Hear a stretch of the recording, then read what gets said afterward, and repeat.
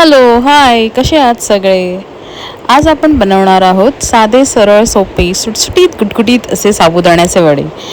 So ह्यासाठी आपल्याला एकदम असे कमीत कमी साहित्य लागणार आहे. ह्यासाठी आपण साबुदाणे रात्रभर भिजवून ठेवले आहेत आणि मग हे बघा, हे साबुदाणे, एक उकडलेला बटाटा थोडा स्मॅश करून घ्यायचा आहे, शेंगदाण्याचं कूट आणि हिरवी मिरची. मी कमी तिखट घेतली आहे म्हणून 2 मिरच्या कापल्यात. त्या अशा लांब असतात म्हणून ती क्वांटिटी जास्त वाटते. तुम्हाला जर जास्त तिखट हवं असेल तर तुम्ही मिरचीचं प्रमाण वाढवू शकता आणि तिखट ही दुसरीवाली मिरची यूज करू शकता. तर ह्या साबुदाण्यात आपल्याला थोडीशी साखर घालायची आहे. साखर घातल्याने एक थोडासा क्रिस्पीपणा पण येतो आणि थोडासा गोडसरपणा पण येतो. जास्त टेस्टी लागतात वडे. तुम्हाला नको हवी असेल तर तुम्ही नाही घालू शकत, पण एकदा घालून बघा, ट्राय करून बघा, छान होतं, त्याचं टेक्स्चर छान येतं. सो आता हे सगळं साहित्य आपल्याला छान असं मिक्स करायचं आहे. सो साबुदाण्यात मी थोडीशी साखर, नंतर चिरलेली मिरची, दाण्याचं कूट आणि किसलेला बटाटा घातलेला आहे. आता यात आपल्याला चवीनुसार आपल्याला मीठ घालायचं आहे आणि मीठ घालून झालं की चांगलं ते एकत्र करायचं आहे. बटाटा ना तुम्ही उकळलात ना की आयदर चांगला असं स्मॅश करा, नाहीतर असं किसून घेतला ना तरी चालेल, की जेणेकरून आपण सगळं ते मिक्स करतो ना तर ते असं एकजीव व्हायला असं थोडी मदत होते. कारण जर ते गुठळे राहिले ना तर मग मजा नाही येत आणि मग त्याचं ते तळताना कधी कधी असे चिकटतात पण कढईला वगैरे आणि मग तो वडा फुटतो.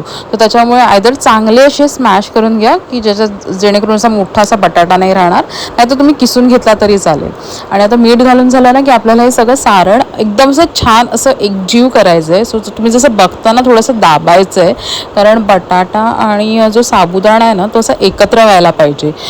कारण जर ते असं नीट एकजीव नाही झालं ना तर कधी कधी आपण जेव्हा ते साबुदाणे वडे तेलात आपण सोडतो तर ते कधी कधी चिकटतात किंवा असं ते फुटतात. म्हणजे तुम्ही एक साईड चांगली तुमची अशी छान अशी तळली जाईल, पण तुम्ही पलटायला गेलात ना तर ते आयदर तो त्या कढईला चिटकेल किंवा पलटल्यावर त्याचा फटकन असा फुटेल. सो जे तुम्ही मिक्स करता ना चांगलं असं 4 ते 5 मिनटं असं थोडं असं हातानेच असं चिरडून घ्या, चमचा वगैरे घेऊ नका, हातानेच असं छान असं एकजीव करायचं आहे. यात मी कोथिंबीर घातली नाही आहे, जिरं पण घातलं नाही आहे, एकदम साधा असा करायचा आहे आणि खूप टेस्टी लागतो. मला पर्सनली कोथिंबीर साबुदाणा वड्यात मी एवढी प्रिफर नाही करत. तुम्हाला हवी असेल तर तुम्ही घालू शकता, बट तुम्ही फक्त हे एवढंच साहित्य जस्ट यूज करून एकदा करून बघा, अतिशय छान टेस्टी असा लागतो. सो हे मी असं एकत्र केलेत. 4 ते 5 मिनटं मी असं पूर्ण असं ते सगळं चिरडून घेतलं, जेणेकरून म्हणजे मिरची, आपलं दाण्याचं कूट आणि जे बटाटा आहे ना छान असा एकजीव होतोय. तर हे नंतर सगळं आपलं एकत्र करून झालं की त्याच्यानंतर आपल्याला ह्याचे असे गोळे करायचे आहेत. आता साबुदाणा वड्याचे गोळे पण नाव तुमच्यावर डिपेंड आहेत की कसे करायचे आहेत. तुम्हाला एकदम असे गोल टम्म हवे असतील तर तुम्ही असे गोल टम्म करू शकतात, किंवा थोडेसे चपटे हवे असतील ना तर तसे करू शकतात. मी तुम्हाला एक गोल पण करून दाखवलं आहे आणि मी मोस्टली असे थोडे चपटे प्रिफर करते. सो बाकीचे मी चपटे केले. ते बघा, हा असा तुम्ही असं छान गोल टम्म करू शकता, नाही तर मग छोटे असं घेऊन थोडेसे चपटे करू शकता. तर मी चपटे पण तुम्हाला असे करून दाखवलेत. आणि आधी ना सगळं असं हे करून घ्यायचं पूर्ण, म्हणजे ते आपले गोळे असतात ना ते तयार करून घ्यायचे. एक एक असा सोडून नंतर असं करत नाही बसायचं, कारण मग कधी कधी पटकन ते लागतं, तेल कारण आपलं गरम झालेलं असतं ना. तर हे बघा, चपटे करताना असं थोडासा कमी घ्यायचं सारण आणि हे थोडासा असं दाबायचं, म्हणजे ते शिजतात पण मस्त. गोल पण शिजतो, नाही असं नाही, पण ते तुम्हाला असं कंटिन्युअस चमच्याने ना थोडासा गोल असा हलवत राहावा लागतो. चपटे थोडे इझी पडतात. तो मी हे सगळे असे पूर्ण चपटे पूर्ण सारणाचे असे गोळे असे वळून घेतले आहेत. आणि तुम्हाला मी स्टार्टिंगला असं दाखवलं, तेल मी असं गरम करत ठेवलं आहे. सो तेल असं कडकडीत असं गरम होईल हे याची काळजी घ्या, कारण तेल जर नीट गरम झालं नाही आणि जर तुम्ही वडे सोडलात ना तर साबुदाणा आणि आपला जो बटाटा आहे ना तो नाही तर पटकन असं म्हणजे ते चिटकेल किंवा मग एका साईडने जास्त असं भाजला किंवा असं करपल्यासारखं होईल. सो मेक शुअर की आपलं तेल असं छान असं गरम झालं आहे. सो मी हे सगळं सारणाचे असे मस्त हे करून घेतले आहेत गोळे.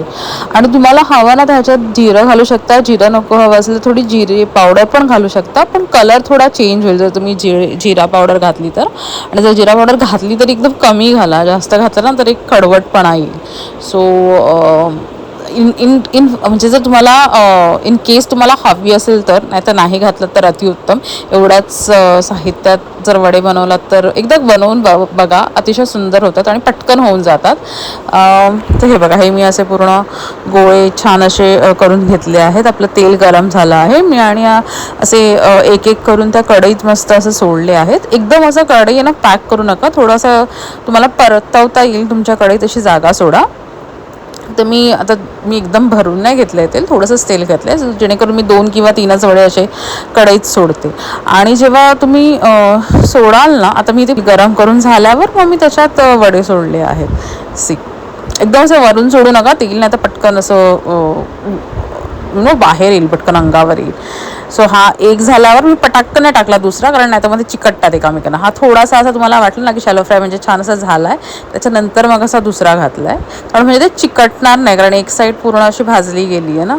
सो सेकंड टाकला आणि त्याच्यानंतर तुमच्या कढईत असे प्रॉपर मावतील ना असे टाका, आणि एक साईड पूर्ण भाजून झाली ना की त्याच्यानंतर मग पलटा. सारखे सारखे पलटत नका राहून, मग तेल पण जास्त सोक होईल नाही तर, आणि मग ते चमचा लागून ते फुटण्याचे वगैरे पण चान्सेस असतात. सो हे बघा, हे आपण असे वडे मस्त कढईत घालून घेतलेत आणि बुडबुडे दिसतात म्हणजे ते शिजतात. जेव्हा शिजतो ना वडा तर ते बुडबुडे असे हळूहळू कमी निथळत जातात, कमी होत जातात.